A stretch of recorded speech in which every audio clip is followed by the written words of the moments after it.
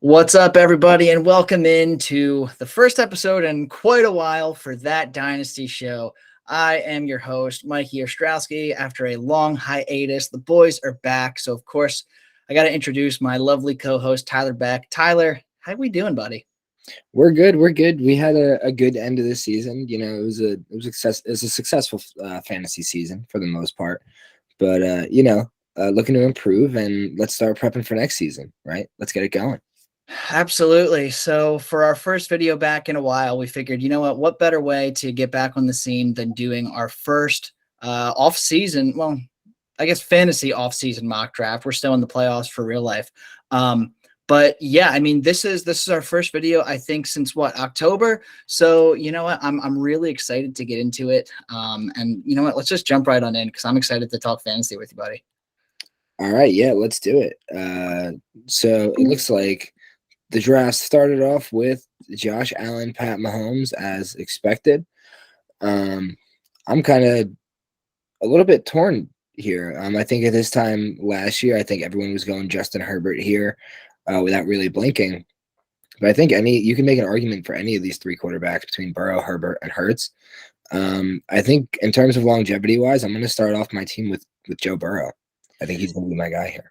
Yeah, I think that would have been my pick too. I mean, Justin Jefferson is an obvious, like, damn, I really want him. But in Superflex, I mean, if you're picking 104, I feel like you really got to, or at 103, you really got to capitalize on grabbing your quarterback of tomorrow. I mean, there's obviously no more important position in Superflex than the quarterback position. And speaking of which, I'm pumped because I was banging the table on Jalen Hurts before this season started. I was calling him the big breakout candidate. I don't think a lot of people were necessarily disagreeing with me, but I also don't think anyone really expected him to go out and be basically a top 2, top 3 fantasy quarterback. I don't see him slowing down. I think the Eagles are going to just keep rolling with him. He showed massive improvements in 2022. I think he'll do more of the same in 2023, even though there is a risk of them losing the offensive coordinator. I'm going to take Jalen Hurts here. I'm not even going to consider anyone else on this list. Yeah, and to be honest, I would probably go with Jalen Hurts over Lamar Jackson, just in terms of the weapons he has around him, that offense, and of course the injury that we see with Lamar Jackson right now, and just those concerns. So I'm kind of shocked Jalen Hurts falls that far, but I mean I'm with you. I'm with you all the way. Yeah, I'm pretty pumped about that, and I agree. I would have taken Hurts over Lamar Jackson as well. So definitely pumped about that. Now I actually kind of have a decision to make here, right? I love Breece Hall as a top 5, top 6 dynasty running back, but I don't love that he's coming off of an ACL tear. I feel like, grabbing a guy like Jalen Hurts, I'm going to be competing from year one. So I don't know if I necessarily want to commit to Breece Hall for my year one build. Don't know if I love going with Dak here either. I feel like I can get not that Dak's a bad fantasy quarterback, but I feel like I can get somewhat similar value a little bit later on at the quarterback position. So probably going to skip out on him as well. Man, this is really tough at this spot. Shoot. Tyreek Hill, Stephon Diggs, Kenneth Walker. I mean, you know what? I'm going to do this just so I have something to talk about. I'm going to go ahead and take Austin Eckler, and maybe I'll regret that. But you know what? A combo of Jalen Hurts, a top 3 quarterback from this year, and Austin Eckler, the number 1 running back from this year. I know he's getting old, and he's probably only got 1, maybe 2 seasons left in him. But the Chargers show no reason to move on from him anytime soon, and they're just going to keep using him as a workhorse. Yeah, I mean, this is where I think me and you differ, because I think it kind of handcuffs you to go Austin Eckler this early in the draft. But I mean, it's hard to argue with the production. Like you said, I don't think it's slowing down anytime soon. I think you've got another year or 2, if not, of production out of Austin Eckler. So again, hard to blame you there. I'm a Breece Hall guy, and I love to at least start off the first 3 or 4 rounds, giving myself some flexibility in terms of what I want to do later on in the draft. But yeah, I mean, the production with Austin Eckler is really hard to deny there. I'm looking here, and I think I'm gonna take the guy that you passed on. I think I'm gonna go with Dak Prescott. I think I'm totally good with him being my quarterback 2 here. And did you it looks like you set this up as a 3rd round reversal. Yeah, it is a third round reversal. Nice. I didn't even realize that. Yeah, did you a favor there, buddy. But Excellent. yeah, I'm fine with Dak as my QB too. Missed a couple games this year, still finished as a top 20 quarterback, and with the youth there, I think he's just a very consistent guy that I'll love to have as a QB too. I'm good with it. Yeah, I don't blame you there. I think towards the end of the second round, Dak Prescott's definitely a good value. I was actually a little surprised you didn't go with Saquon there. I was strongly considering going with Saquon over Austin Eckler at 205. So if he filled 2 more spots, guarantee he would be my RB2 at the 305. But obviously that's not the case. So I've committed to Austin Eckler. I don't know if I want to commit to Travis Kelce because I'm committed to one. If I go with Kelce, yes, I'm going to have a really strong team year one. But I could really be in for it between having Eckler and Kelce, a very, very short window. Garrett Wilson, right? He was absolutely awesome with the Jets. However, there's indications that Zach Wilson is a part of their 2023 plans. As long as Zach Wilson's there, I'm not banking on Garrett Wilson. That's just been a complete failure. Geez, dude, I really just don't love the situation that I'm in right now with who's on the board. Let me ask you this. How do you feel about Kyle Pitts in 2023? I think Kyle Pitts is like a prime buy low candidate. I think the Falcons still can improve quarterback either in 2023 or 2024 draft, either way. They do have a pick in the top 10. So I don't mind taking Kyle Pitts here. I mean, it's a value compared to what you were getting last year, and I don't think he's any less talented. Yeah, Kyle Pitts, he was going like late first, early second in a lot of startups last year, right? Like I remember when we were doing this, he would be gone by the end of the second round at the very least.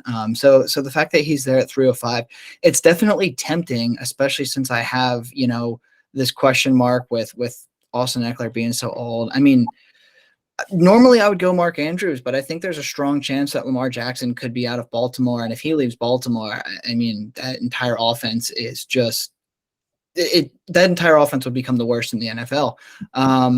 Shoot, dude. You know what? I'm gonna regret this, I know, but I'm gonna take Kyle Pitts.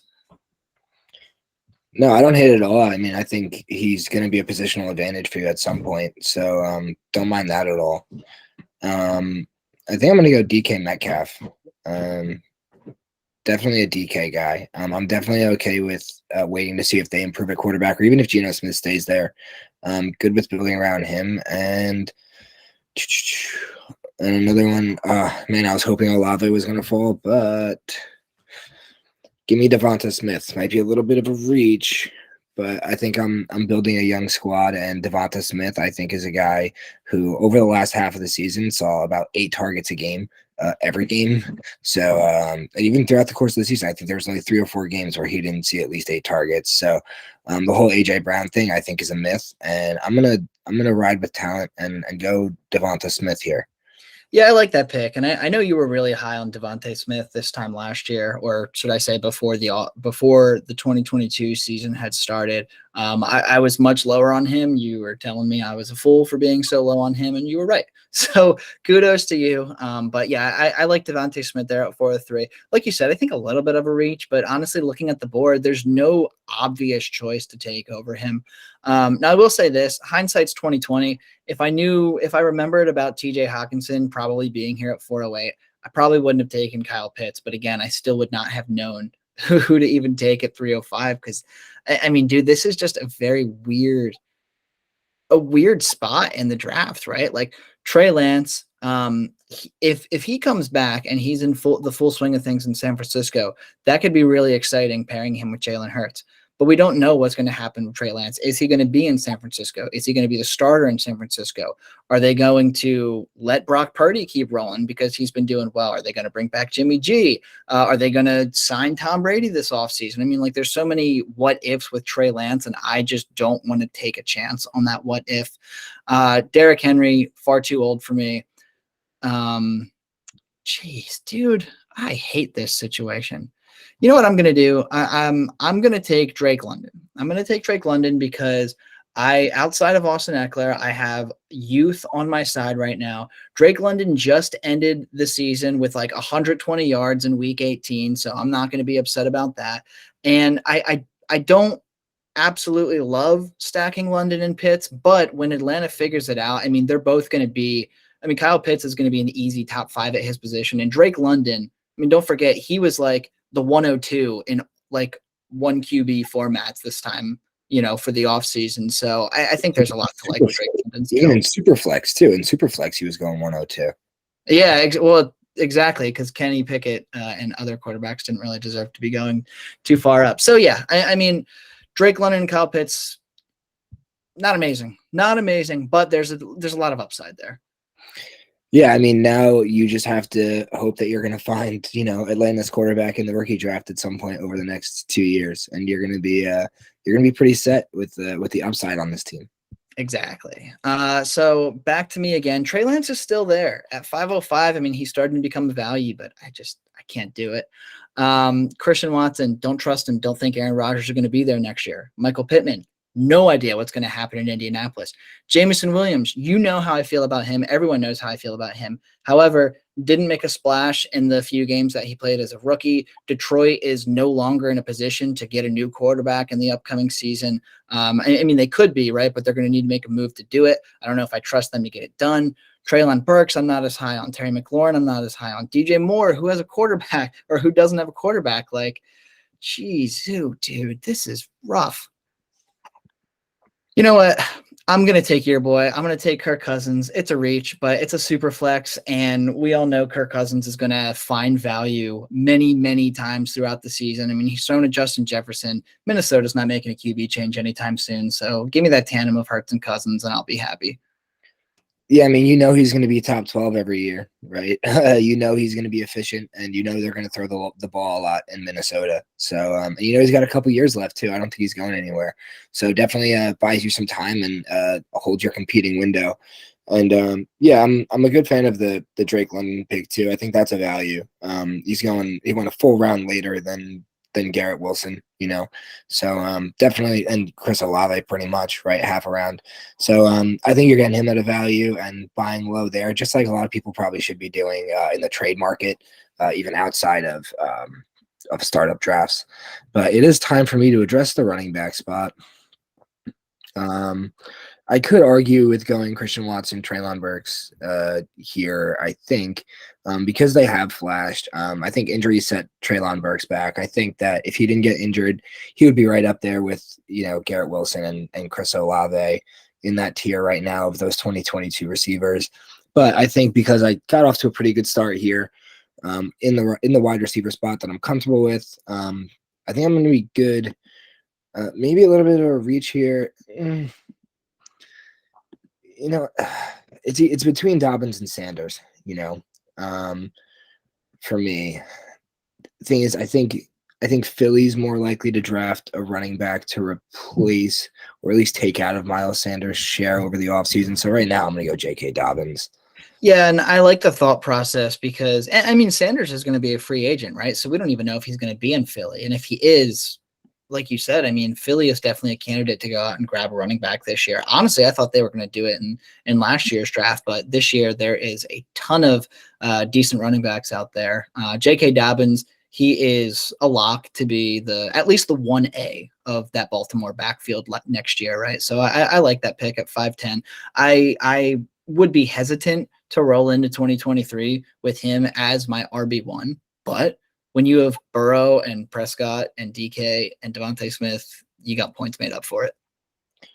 Yeah, and I think because of that, and because it's a startup, I think I'm going to keep going with the value. And I mean, we know that in Dynasty now, receivers are just worth more than running backs. I think Treylon Burks, like I was just saying, I think his value is exploding next year during the regular season when he gets healthy. He has a full year of experience in the NFL, and who knows, maybe Tennessee improves at quarterback. And I have all the faith in the world in Treylon Burks. I think he showed me plenty this year to want him on this dynasty team here. Yeah, and there's no reason why Treylon. I mean, you were saying Drake London shouldn't go a full round behind Garrett Wilson. Treylon Burks shouldn't go 1.5 rounds behind Drake London. You know what I mean? Like Burks, he's not my cup of tea, but there's obvious upside there. There's no. I don't think there's a world where Christian Watson should be being drafted ahead of Treylon Burks. I don't agree with that at all. So I think you got a pretty good value there in Burks at 603. Yeah, that's kind of just like, I mean, that's someone, I mean, that's a computer drafting by ADP, of course, but I mean, anyone who takes Watson over Burks, I think you're not really watching what they're capable of on the field. It's a situation. I mean, we just saw just this past weekend, Aaron Rodgers saying he wanted to keep that jersey from Jameson Williams, right? So we don't know what his future holds there.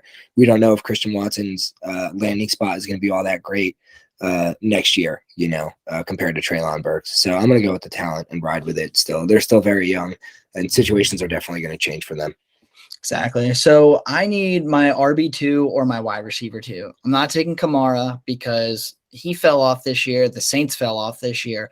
And there's obvious potential legal troubles coming his way this offseason.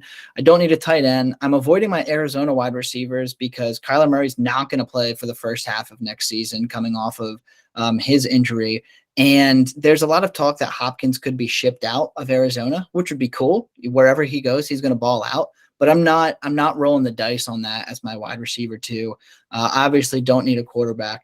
So here we go. So we have Brandon Ayuk. He's definitely in strong consideration. Christian Kirk is in strong consideration. Your boy Calvin Ridley, going to be Trevor Lawrence's probably wide receiver 1, is definitely in strong consideration as well. I know that there's positive regression coming for Deontay Johnson. You don't get over 140 targets in 2022 and have 0 touchdowns, right? Like that was crazy. So there's obvious touchdown positive regression for him, I guess you could say. But shit. Dude, I am like not confident in like this might be my least favorite mock draft we've ever done together because I am just like I'm still in season mode, slowly transitioning into off season mode. So my head is in a super weird spot. I'm gonna take Brandon Ayuk. I was screaming for him from the heavens all off season. I think all things considered, he actually had a pretty damn good year, especially having to play with 3 different quarterbacks. So and Christian McCaffrey coming in and posing a threat to a lot of targets and a lot of work on that offense. Ayuk did perfectly fine this year. I think he's going to continue to be perfectly fine. And the wide receiver 1 upside that I wanted in him is probably not there anymore. But I think that there's no reason to believe that he can't be an every year wide receiver 2 for my team. Yeah, and I like Brandon Ayuk, the talent. I mean, I think he flashed this year at times, but I mean, the quarterback troubles, it's hard to be a consistent wide receiver when you don't have consistent quarterback play. So hard to hold it against the young receiver but yeah, I'm with you. I like Brandon Ayuk there, late 6th. Hard to complain about that. I mean, I like him as a wide receiver too. I think you're getting him for what you drafted for. Yeah, so no complaints for me. I am going to complain night and day about my RB2 here, right? I feel like I need to take the RB2. Team 4 doesn't have any. You only have 1. I mean, there's going to be 3 to 5 running backs taken before I make my next selection. And you know me, I love James Cook. Don't trust him to be the guy in Buffalo. I don't want anything to do with A.J. Dillon. I don't want anything to do with Green Bay at this moment in time, right? Because there's so many questions. Brian Robinson, Isaiah Pacheco, both of them average at best. I know there's a lot of hype around them having, decently productive rookie years, but there's nothing that jumps off the page about their numbers or situation that's like, oh yeah, I need him on my team. I'm actually going to go with David Montgomery.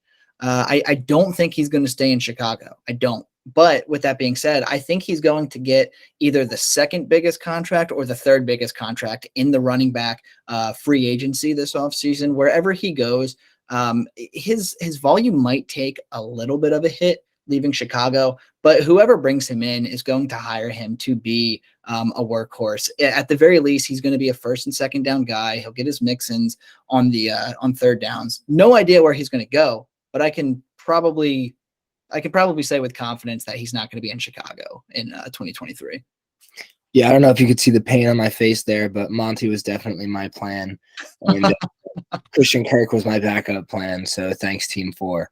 I think I'm in agreement with you in almost everything you just said. Monty was the only one who was really on the board for me there because I think all the other guys are replaceable. James Cook, Brian Robinson, Pacheco, A.J. Dillon. Definitely with you there. I think he was the best running back on the board. And I think in the 7th round, getting a solid RB2 that is going to get a decent work volume is fine with me, and definitely tough to complain about.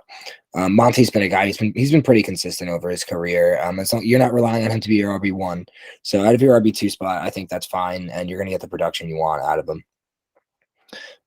So here, I think I'm going to go with a guy who I didn't have a lot of faith in coming into this season. Amari Cooper. He finishes a top 10 guy, and I think he's going to help me, I don't know, maybe win a championship this year if we're in a 6 flex league or whatever. I'm a little overloaded at wide receiver, but that's how I like my teams. I think Amari Cooper is a guy who just proved that he's going to be productive regardless who's playing quarterback. He was pretty consistent all throughout the season, and I'll definitely take that as my wide receiver 4 for the next 2-3 years or whatever happens with him in Cleveland. But so now here, I think the guy I'm going to go with is my RB2. I think the only one who's really still got a job or a place to play. I think James Conner is the one who's been the most consistent on the board and the biggest positional advantage out of Pacheco, Zeke, Algier. I think he's the one that I want to go with. Zeke's fading off. I don't really trust in the future of Isaiah Pacheco or Zeke Elliott. And I think the team that I've built could easily contend for a championship if I can get some good running back production. So I'm going to go James Conner here and hope I hit a home run in the 8th round and get, another 2-3 years of running back production out of him. Yeah, I like that pick. And he's under contract through the entire season of 2023. I think he's got a buyout available after that, but there's a very little chance that Arizona, especially with a coaching change coming, right? Because Cliff Kingsbury was fired today.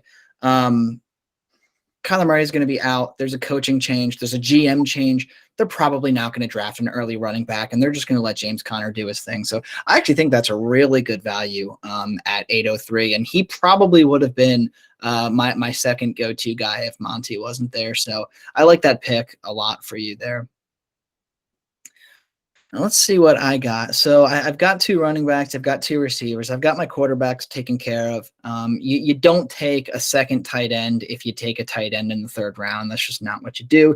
So I'm really only considering RBs and wide receivers here. And I see we left kickers and defenses in. So maybe I'll just take Justin Tucker and just have a supreme positional advantage.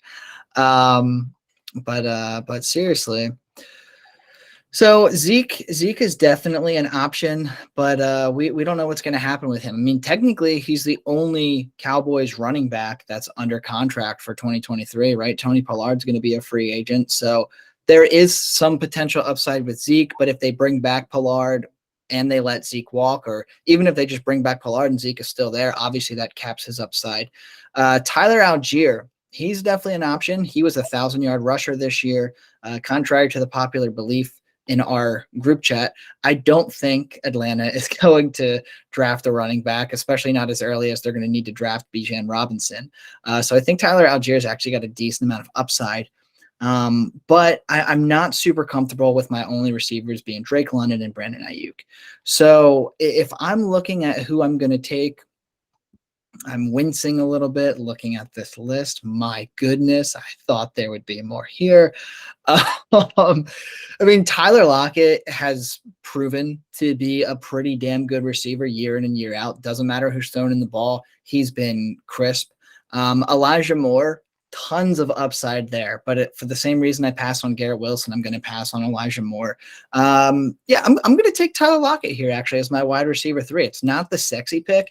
But I mean, dude, PPR 13, PPR 15, 8, 13. He has 4 top 13 receiving seasons in a row. So I will gladly take that towards the end of the 8th round.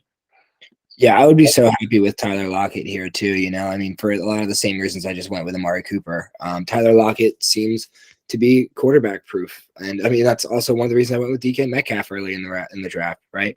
I love Tyler Lockett as the receiver. I love him. I love having him on my fantasy teams, and especially, when you're really just banking on him to finish as a top 36 wide receiver, and when that's what you're drafting him for, I mean, you're getting a good value there at the 8-8. Yeah, so no complaints from me. And you know what? I'm kind of double down on my David Montgomery claim, because if he's not in Chicago, someone's going to need to be, and that someone as of right now is Khalil Herbert. I'm not in love with the pick at 905, but looking at the rest of this list, I mean, a potential starting running back, right, for a team at 905, or Cortland Sutton, or Kadarius Toney, or Sky Moore, or Michael Thomas, or Wan'Dale Robinson. Like, I'm gonna take the risk on Khalil Herbert over any of those other guys because the payoff is just significantly higher there. So give me Herbert. If Monty resigns in Chicago, shot myself in the foot a little bit, but I really don't think he's going to. So I'm just doubling down on my claim there. Yeah, I have no problem with going for insurance policies, later on in the draft. I don't think it makes you overcommitted to one team, but I mean, there was a time in fantasy when you could just draft, the Cowboys backfield and go at it like that, back in the early days. So I'm all for it, getting those insurance plans and those handcuffs and not screwing yourself in the middle of the season. So here I'm gonna go with I need a starting tight end. And I think this is a guy we talked about a lot last offseason. Cole Kmet, I think he had what 7-8 touchdowns this year. He was awesome. He gave you those spike weeks that you were looking for. And I think he's only 23 years old. Justin Fields is improving. So I think I like having him as my starting tight end. I don't think he hurts me there. And I think 3 or 4 weeks out of the season, I'm going to get a 10-point positional advantage out of Cole Kmet. So I'm going to take him there. Yeah, I love Cole Kmet, and we talked about him a lot in the offseason, right ahead of 2022. He was like the sleeper tight end of tomorrow. There was no way that he was going to see 93 targets in 2021 and then not translate that into touchdowns. I mean, he definitely saw some regression in terms of targets, but I mean, he went from 0 touchdowns to 7 touchdowns. And, like you said, a lot of spike weeks out of him. He finishes the number 7 overall PPR tight end in fantasy this year. So I love that pick at 9-10. I think that's a fantastic value. Yeah, I mean, he's not in the range of Pat Freiermuth, Dallas Goedert, Dalton Schultz for me, those guys. But I think he'll get the job done and save me. And at least I think I'm saving points otherwise elsewhere. So I think it didn't hurt me too much to put off waiting on a tight end. I think I like him a lot better than Darren Waller. I think the other guy could have been Njoku there. Kind of similar, but get the extra 3 years out of Cole Kmet. So I'll take that. And of course the, quarterback, insurance there with Justin Fields. I think it's comfortable to say that he's going to be there for a while. I think I'm going to go RB3 here. And I'm going to take the guy that's at the top of the board. I think I'm going to go Devin Singletary. He's shown that he can have a handful of serviceable weeks throughout a fantasy football season, and I don't mind holding a piece of the Buffalo backfield. They've shown that they're not really willing to commit to one workhorse back, and why would you when you have Josh Allen, running your offense? You don't really need to. So I'm not with the off chance that they don't address the backfield this season. I think I have a guy who can be a part of my lineup 3 or 4 games out of the year. Yeah, I like that. I mean, we're banking on Devin Singletary re-signing in Buffalo, but I don't see any reason why he wouldn't. He's not going to fetch a lot of interest in free agency, I don't think. And I mean, Buffalo has a great recipe at the moment between him and James Cook. I can definitely see James Cook taking on a bit of a more prominent role in 2023, but there's a reason why he went at 7-11 and Devin Singletary went at 10-03, right? Like you said, there's going to be some spike weeks for Devin Singletary. If you need him as a bye week filler, I think you could definitely get away with that. So definitely don't mind that pick at 10-03. There's a few things that I'm considering here. So first things first, I'm considering going with Jacoby Myers. Finished as the PPR wide receiver 28 this year, but his points per game actually wasn't too bad at all. I think he was like top 16 or top 17 in terms of points per game. There's always going to be upside with Jacoby Myers, not necessarily in the red zone, but just getting targets on targets and receptions on receptions. But here's the thing. Jamal Williams is still there. And Jamal Williams had 16 touchdowns this year with the Detroit Lions. And we don't know if he's going to re-sign, but if it's up to him, he will. right? He has made it known that he wants to stay in Detroit, and I think he's going to take a team-friendly deal to do that. Dan Campbell hates DeAndre Swift for some reason. If he can get Jamal Williams back to go out there and bite some ankles off or bite some kneecaps, whatever the fuck it was, he's going to bring back Jamal Williams. And I'm not saying Jamal Williams is going to get 16 touchdowns again next year, but you don't die for fantasy after getting 16 touchdowns in a single year. Even if he drops down to like a very normal 8 to 10, he's still going to have those spike weeks. He's still going to have bye week filler appeal. And if DeAndre Swift goes down with injury, which we know can happen very easily, Jamal Williams instantly becomes a top 15 RB play. So it's not a sexy pick. It's not a sexy name whatsoever, but at 10:08, a guy that just scored 16 touchdowns, I'm all in. No, I mean, that's exactly what the end of the draft is for, right? Hitting those running backs that are gonna bring value to your team during the season. You draft a bunch of them, and some of them are going to work out. You're going to be able to find your RB2 between Monty, Khalil Herbert, and Jamal Williams, I think, on a given week, as long as you pick the right one. That's the real challenge, is picking the right one. Keep in mind, we'll cut it after the 12th round here. Yeah. So, okay. Well, I was talking about potentially taking Jacoby Myers. I think getting him at 11:05 is a pretty good value. Jacoby Myers was my, wide receiver 4, wide receiver 5 flyer in a lot of startups last year. I think that's going to be the case this offseason too, because there's a lot to like about the guy. I mean, I don't love Mac Jones, but he's not terrible. And if we know one thing about New England, they're not going to go out and get Mac Jones a legitimate wide receiver 1. So Jacoby Myers is going to keep being the acting wide receiver 1 for the Patriots, and taking him as my wide receiver 4, I mean, I feel like that's a pretty solid option. Yeah, I think I might have looked Wan'Dale Robinson there over Jacoby Myers, but I mean, again, hard to argue with, taking a piece of the, Patriots receiving core that, you never know who's going to be the lead receiver, but as of lately, it's been Jacoby Myers. So I'm good with taking Jacoby in the 11th round and waiting to see what he turns into. Can definitely be startable too. This is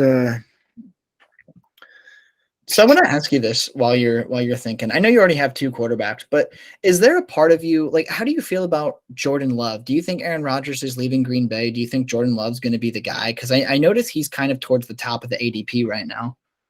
I mean, I think even if Aaron Rodgers does leave, I don't think Jordan Love is the guy. I think if he was the guy, they would have been a lot less adamant about keeping Aaron Rodgers last year. I mean, even we've seen when he has played, he had 9 attempts, 6 completions. They're not letting him throw the ball even when he was getting those small snap shares. I mean, I don't see it with him. I don't see that being a potential for the Packers going forward. They've had a history of dominant quarterbacks, and I don't think Jordan Love is the next one. I agree. I don't have a piece of Jordan Love anywhere, and I'm not necessarily seeking it out. Here, I think I'm going to go Josh Palmer, just out of getting a piece of the Chargers offense. I mean, he's a young wide receiver who has had startable weeks. If it was best ball, I'd feel a lot better about this. But, I guess once in a while, if I have 3 injuries to my receiving core, I'll start Josh Palmer. And for my hold on, I have to say something here. So you have a trade that just came through in our Dynasty league. You want to pause this draft really quick? We'll do a little impromptu trade dissecting here. Yeah, sure. So I commissioned the league that Tyler and I are both in. So I have to push through all of the trades and everything like that. And Tyler just got a trade accepted. Now keep in mind, this is not Superflex. It's a 1 quarterback. So switching up the format a little bit here. But Tyler, you were giving up Rashad Bateman, this year's 108 and this year's 403. So 108, Rashad Bateman, and 403. And you're getting back Javonte Williams and 212. What are your thoughts on that? I like the move a lot. I don't think I'm going to find a running back that is as talented as Javonte Williams at the 108. And I mean, that's really what I'm going to be drafting a guy at the 108 that I'm hoping is as good as Javonte Williams. So, I mean, I kind of just eliminated the risk there. The risk I'm taking is that he's coming off an ACL injury, but I've already seen Javonte Williams be good in the NFL. So I would rather take Javonte over the Sean Tucker, Zach Evans that I'm going to find there. And on that roster, I mean, I have a handful of wide receiver two, low end wide receiver one, high end wide receiver twos, and Devonta Smith, Christian Kirk, Amon-Ra St. Brown. I don't think Rashad Bateman's doing very much for me. I was very disappointed with what I saw from him this year, so I don't mind giving him up in that deal. He was essentially a throw-in. I was pretty much giving him for the second round pick back, so I'm definitely good with it. Either way, I would have done both of those deals straight up. I probably would have done Rashad Bateman for the second round pick. I'm definitely good with doing Javonte for the 108. See, I love the move for you. I don't know about doing Rashad Bateman straight up for the 212. I think that's underselling him a little bit. But overall, I mean, putting it all together, I think you definitely win this trade. Javonte Williams, I mean, he could have a slow start to 2023. I mean, that's to be expected, but he's not going to be a plotter all season. I would give him 4 to 6 weeks before he finally hits his stride again, right? Once he's back on the field and playing. And there's no possible way that the Denver offense can get any worse than it was last year. And when Javonte was healthy and he was splitting time with Melvin Gordon, I mean, he was clearly the better running back. There's a lot to love about him. And not only can you not find a better running back when you go at 108, you're not going to find a better player at 108, right? Like if this was Superflex and everything got pushed back 2 spots because of Young and Stroud, then we might be having a different conversation. But in 1 QB, I mean, you figure Bijan's gone, Gibbs is gone. JSN, Boutte, Addison, Quentin Johnston is gone. I mean, really, in 1 QB leagues, in my opinion, the top 6 picks are those quote-unquote elite picks, right? Anything after that, I mean, I would trade away for Javonte in a heartbeat. So I really like this move for you. Yeah, I mean, if you're looking at it in terms of Superflex, it's probably more so like the 111, 112 for Javonte. So yeah, I like that move. For me, not for the other guy, but Yeah. that's the name of the game, right? Yes. I had to bring that up because it's not very often where I get to push a trade through while we're making one of these videos, let alone one of your trades. So I had to bring it up, but feel free, go ahead and unpause this draft. I know we're in the final round, but I just had to bring it up. Yeah, well, you were the one who got to break the news to me. You told me before I looked at my phone, so thanks for that. So here, I think now that I've had 10 minutes to think about it, not that I've thought about it at all. For the last pick, I could go QB3. No, QB3 is boring. Michael Gallup with no real conviction. I think that he's a good wide receiver, and I don't know, I like him. I'm a Cowboys fan, so I'm gonna go with Michael Gallup. That's why. Fair enough. I mean, at this point in the draft, you're just kind of taking dart throws. You're going for the upside. If I'm looking for upside at the running back position right now, and I haven't decided if I'm going running back or wide receiver yet. D'Onta Foreman, if he re-signs in Carolina, I mean, he was the issue with D'Onta Foreman is he either got you 5 points or he got you like 25 points. There really was no in between with him.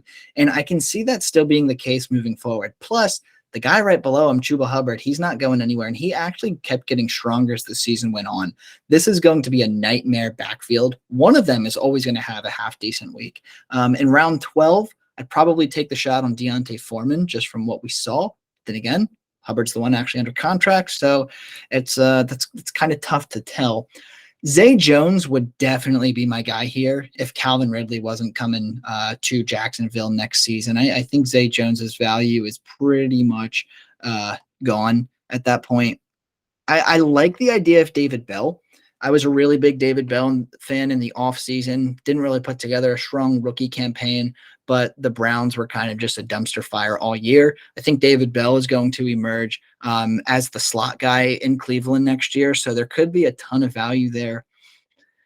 Kind of just looking on, I mean, Terrace Marshall, if they get a quarterback, he's going to be good, but I'm a Carolina Panthers fan. I don't trust them to get a quarterback. I don't think anyone else should either, so definitely a couple of question marks here, man. Shoot. Well, you know, I have youth between Drake London and Brandon Ayuk. I'm not going to take what's his face. I'm not going to take David Bell here. I'm just I have a lot of question marks at running back, so let's add another question mark to the equation. Let's take Deontay Foreman and hope that Derrick Henry Light is shining once again.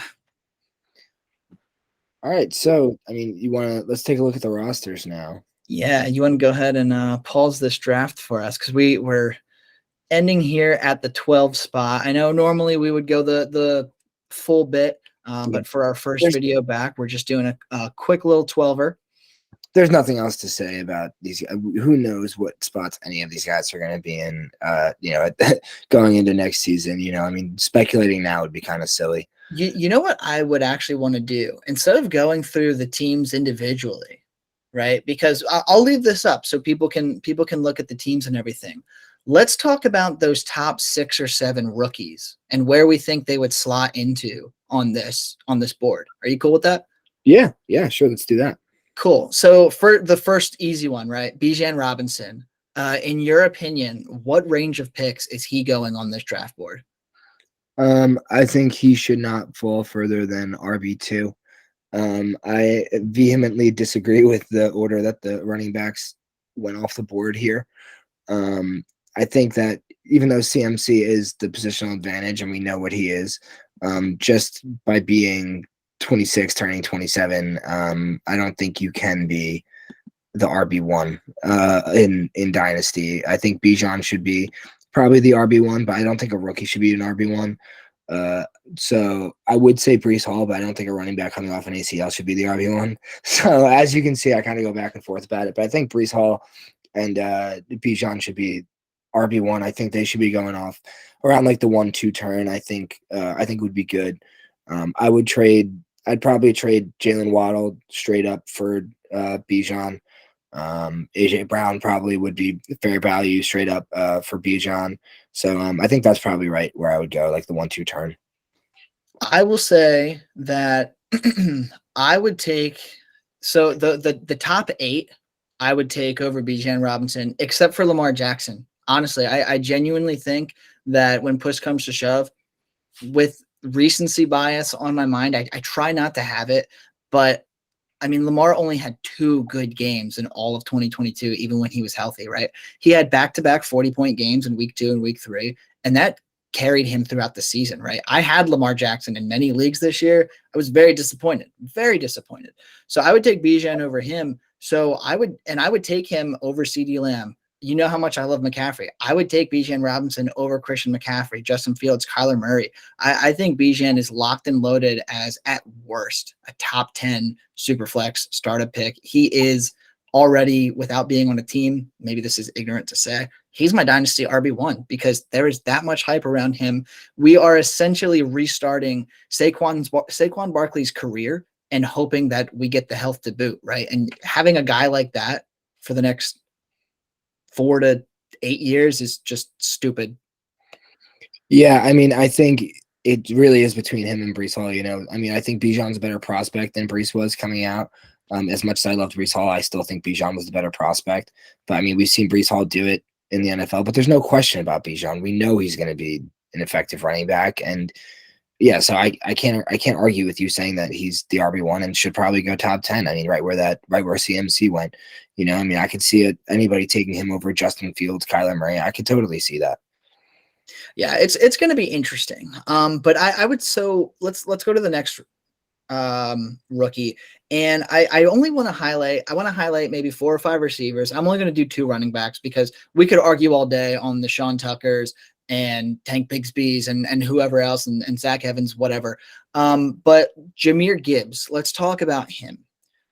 Where do you think Gibbs is going on this board? Because Gibbs is a lot harder to place than Bijan Robinson is. Yeah, I think probably that 2-3 turn, maybe. I think I value him similar to like Travis Etienne, Josh Jacobs, DeAndre Swift, those guys. I think he'd probably be closer to my RB, 9 to 12 range, more so than Bijan, who's literally RB1 right now. I think Gibbs probably RB 9 to 12, so right around there. Yeah, I agree with you. I actually think I'm going a little bit later than you. I'm looking more at the 3-4 turn for him, probably. I'm taking Etienne over him. I'm taking Jacobs. I'm taking Barkley over him. Definitely taking Pitts, Garrett Wilson, probably Cooper Kupp and Travis Kelce, even in these startups, bearing a weird situation. I would say where we saw Tua go, somewhere between the 3.9 and the 4.5. That's where I think Gibbs should be going if we're including those guys. Because Yeah, my, I my can see that. Yeah. my view with Gibbs is like, so Antonio Gibson, right? This time last year, before they drafted Brian Robinson, I mean, Antonio Gibson was a fantasy darling, right? He was going when he was a rookie, you got him in like the late second or early third, and then he like broke out, won the starting role in Washington. It was really good. There was a ton of upside with him, right? And I think that's kind of what we're going to get with Gibbs, except we're going to get a little less rushing and a little bit more receiving work out of him. But I can see him being a very similar value to Gibson, except Gibbs is going to have the draft capital and likely won't have to do significant battle for shares. So I think he's going to be what Antonio Gibson was before Brian Robinson got in town, and that is definitely worth top 12 RB consideration. Yeah, and I think that's a median projection, too, because there's some people who come out and will tell you, oh, he's the next Alvin Kamara, and that's for sure. Right? No, like that's the ceiling, is him turning into Alvin Kamara. The floor is, I don't know, nothing. The floor is the worst that we've seen of DeAndre Swift. He could turn into a running back who barely gets any target share or any groundwork or something like that. He could end up in a bad situation. So yeah, I think Antonio Gibson is a good median projection for him, and I would definitely feel safe about RB 9 to 12. So then who are we considering next as the 103? Who are we calling the 103? So you and I can go back and forth on this all day. It's a coin flip though, right? But between the two of us, you prefer JSN by the sound of it. I prefer Jordan Addison. So let's group Jordan Addison and Jackson Smith Njigba in the same conversation, right? Because they're the likely 103 and 104 in one QB leagues, or maybe even the 102 and 103, depending on who you are. So let's group those together. Where do you think they go on this list? I think they're probably in that same tier that we were just talking about, somewhere between, the Tua and Devontae Adams range. I think Devonta Smith has been the exact comp for Jordan Addison. And I think, Jackson Smith and Jigba played right alongside Chris Olave and Garrett Wilson. And comparatively speaking, he played just fine. I mean, is that a result of him being better than them? Who knows? Is it a result of them opening the field for them? We don't really know yet. We're not going to know. But based on what I'm projecting and what I think of these receivers, I think they're right alongside talent-wise with the Garrett Wilson, Chris Olave, DK Metcalf, Devontae Smith. I don't think they're as talented as Devontae Adams, but Devontae Adams is old, so he's in that range. Yeah, I completely agree. Honestly, I think I would take either one of them over Devontae Smith, but the only reason why I say that is because neither one of them at this moment in time is competing with a guy like AJ Brown for targets, right? Like that's the only reason. And I might lean them over Chris Olave, but that really would come down to their situation. The only reason why is because Chris Olave is in a weird situation because the Saints are just kind of a dumpster fire right now. But I think there is a hard cutoff. I'm taking Metcalf over them. I'm taking Wilson. I'm taking Kupp over them. But yeah, I think we're in agreement here. Late third, early fourth. I would say the cutoff is 408, right? Like you could put Drake London in the same conversation as them, but the second you're telling me you're taking Derrick Henry over any of these guys, I'm out on that conversation. Yeah, because there's nobody in the right mind who would trade you straight up the 104, 105 for Derrick Henry. You're just not going to get that, Exactly. So next one we have is Quentin Johnson, and I want to talk about Quentin Johnson, Kayshon Boutte, however you say it, and Josh Downs. We'll talk about those three guys. So Quentin Johnson is going to be in the wide receiver one conversation for many. For a lot of people, JSN, Addison, and Johnston is going to be kind of interchangeable. Tyler and I were talking. We both kind of agree Johnston is probably wide receiver 3 for each of us, but neither here nor there. So keeping our biases out of this, Do you think it's safe to assume that Johnston is probably going to go in the same range as JSN and Addison? Keeping my biases out of it, probably around the same range. I mean, of course, we're talking pre-landing spot, but I mean, yeah, I think the Dynasty community is going to view them similarly. But I mean, I don't know. These big-bodied wide receivers they're not bust-proof at all versus the smaller slot guys that are, the PPR monsters that we're looking for. They're just not as safe. So in my eyes, I would take Quentin Johnston more so around the Christian Watson, McLaurin, Jerry Jeudy, Treylon Burks, DJ Moore range. But I think the Dynasty community is probably going to have him overdrafted and probably, yeah, right in that middle of the 4th round. I think he'll probably go. I agree, because I would consider taking him over Pittman, Jameson Williams, despite how much I love him. I would consider him over Pittman, Jameson Williams, and George Pickens. I'd probably definitely take him over George Pickens just because Pittsburgh doesn't know what the hell they're doing. So I would personally value him in the 502 to 508 range. But I agree with you. I think that our biases aside, he probably doesn't fall past 408 at the latest, kind of where we took Drake London. So it's going to be interesting. I mean, like we said, the top 5 picks in one QB, and I know we keep going back to that, but it's just kind of easier than, we can just throw Stroud and Bryce Young out of this conversation. We're not talking about quarterbacks right now. The top 5 is pretty cemented, right? It's these 3 receivers and the 2 running backs we talked about. And that's what it's going to be. And they should all be going, if they're going in startups right now, well before the 5th round ends. Yeah, I think so. I mean, just in terms of youth and upside alone, those are the guys you want to load up your roster with. So I wouldn't blame anyone for taking Quentin Johnston in the same range, just in effort to avoid, locking yourself into Devontae Adams, or even who knows, like we don't even know if Drake London is a bust or not yet. Like he was the big body receiver last year that shot up the draft board later on towards rookie draft season when everyone knew for sure that Garrett Wilson and Chris Olave were good receivers, and here we are now. Garrett Wilson and Olave are clearly ahead of Drake London in terms of dynasty value, in terms of what they produced. And I think the community might make the same mistake again with Quentin Johnston. Yeah, flat out wrong. He could be the next, DK Metcalf, but I don't see that in Quentin Johnston. Well, that's the thing. I mean, these bigger receivers, they're typically less pro ready than guys like Garrett Wilson and Chris Olave, right? Because Wilson and Olave, they win with finesse, right? They win with their speed, their agility, just their ball tracking.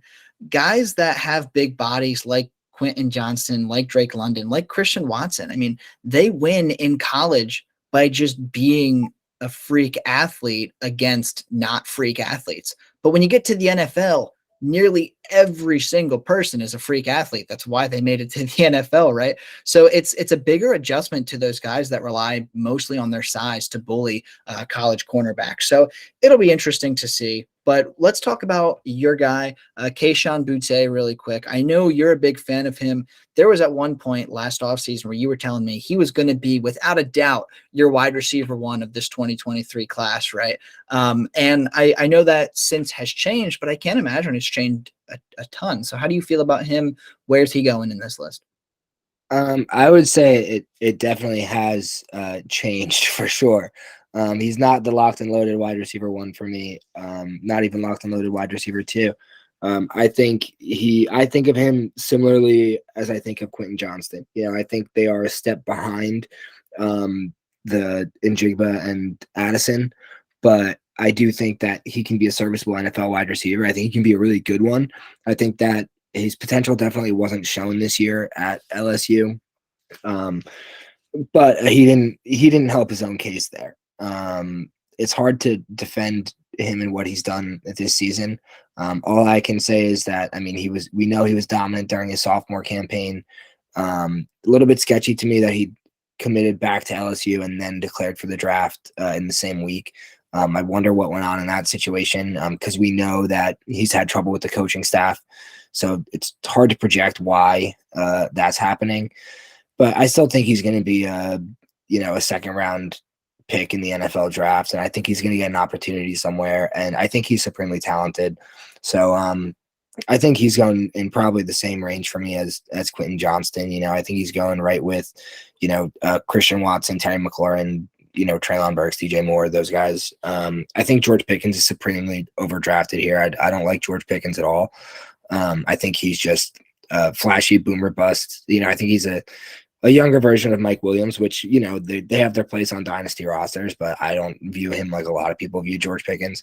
But I think he probably goes right in this range with upside of getting up into that, top 3 round pick of these startup drafts. You look at the receivers that are drafted in the top 10 receivers that are drafted in this startup draft: Justin Jefferson, Jamar Chase, CD, Jalen Waddle, AJ Brown, Tyreek, T. Higgins, Olave, these guys, Amon-Ra St. Brown, Garrett Wilson. I named maybe 1 or 2 big body receivers. You could consider Garrett Wilson to be a big body. You consider AJ Brown to be a big body. Everybody else is a slot guy, a PPR guy. I think that Kayshon Boutte fits that mold better than Quentin Johnston does. But just in terms of value, it would be hard for me to take Kayshon Boutte over Quentin Johnston when I know that I could just trade back and get the same piece, Yeah, and I resonate with pretty much everything you said, so I'm really not going to add anything on. I view Boutte in the similar light. I think he's going to go in that range as well, so no arguments for me. And then Josh Downs is our last receiver here, and I like Josh Downs. I think that there's going to be a lot to like about him, but I think he's going to have, I think best case scenario, his rookie year is similar to like Jahan Dotson. And that's probably where I'm going to take him. I'm looking at that 7th round, right? I'm considering taking him over Hopkins and Calvin Ridley, depending on the situation that my team is at to that point. But Deontay Johnson or Josh Downs, probably leaning Deontay Johnson. But then you see Marquise Brown, who's not going to have Kyler Murray for the first half of the year. That's tempting. Jahan Dotson, I just comped the 2. So obviously I'm fine with either one of them. Christian Kirk is going to see, plenty of targets next year, but he's probably going to see a downtick with Ridley. And then you got Amari Cooper, Mike Williams, Mike Evans. They're all getting up there in age. It's kind of just who do you prefer more or less. So I'm actually going to value him somewhere between, we'll do 704 to 804 is probably the range that I'm looking at to get Josh Downs. Yeah, I think that's probably right about the range. Those aging receivers that are still, barely putting up, high-end wide receiver 2, low-end wide receiver 1 numbers. I think that's probably, right where he should go. Or with the, the young guys who are putting up wide receiver 2 numbers. I think that's probably fair. That's right where Josh Downs should go. I think Jahan Dotson's a perfect comp for him. I think if he has a Jahan Dotson rookie season minus the injuries, that would be pretty awesome for him too. And that people would be really happy with where they're drafting him when they're getting him in the 7th round there. I think so too. Take away the injuries from Jahan Dotson. If he stays up at that pace, he's probably going before Jerry Jeudy. He's probably going before Terry McLaurin, maybe even before Christian Watson.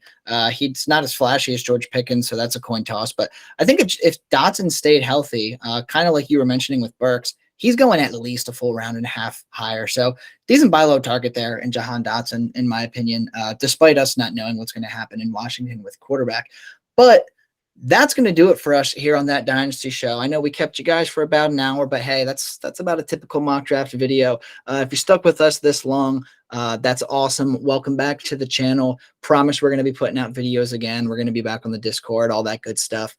We took a break. Ideally, not a great timed break because it was the middle of the season, right? But, there's a lot of life going on. Tyler started his new job. I got married. I also started a new job this year. So it was just a lot. But you know what? It's the off season. There's a lot to talk about. And yeah, dude, I'm excited to get back into it. Honestly, it feels so good to be behind the camera again. Yeah, well, it's tough to keep up, dynasty content when you're getting to the final 3-4 weeks of the redraft season, going into the playoffs and all that. So, yeah, we'll find it. We'll find our way back, and you love something, you let it go. If it comes back, it's yours to stay. That's what they say, right?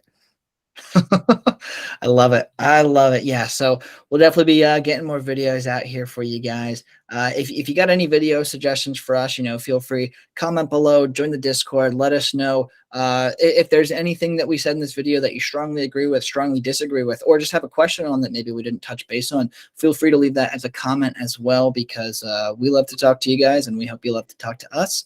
But for myself, for Tyler, for that Dynasty show, we will see you next time.